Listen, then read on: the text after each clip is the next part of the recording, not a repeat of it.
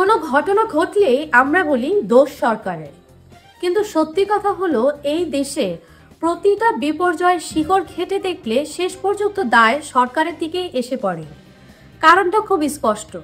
ভাবুন তো, আপনি ঘুমাচ্ছেন, হঠাৎ ভূমিকম্প হলো, আপনার প্রিয় মানুষ হারালেন, আপনি বেঁচে গেলেন কিন্তু অঙ্গুত্ব বরণ করলেন। এখন প্রশ্ন, এই ভূমিকম্পের দায় কি সরকারের? হ্যাঁ, দায় সরকারেরও আছে, কারণ আজ ঢাকা বিশ্বের সবচেয়ে ঘনবসতিপূর্ণ মহানগরগুলোর একটি। কেন হয়েছে এমন?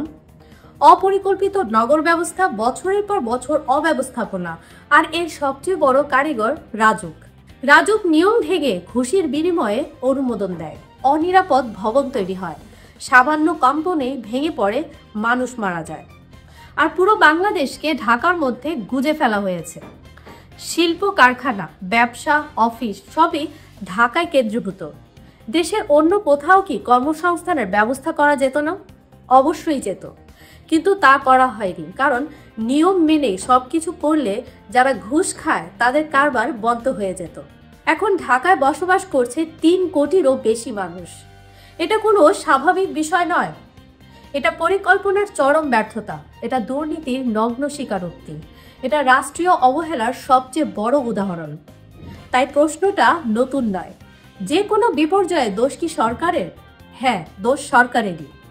কারণ যে রাষ্ট্র ঠিকভাবে পরিকল্পনা করে না, প্রয়োগ করে না, দুর্নীতি ঠেকাতে পারে না, সেই রাষ্ট্রই প্রতিটি বিপর্যয়ে জন্ম দেয়।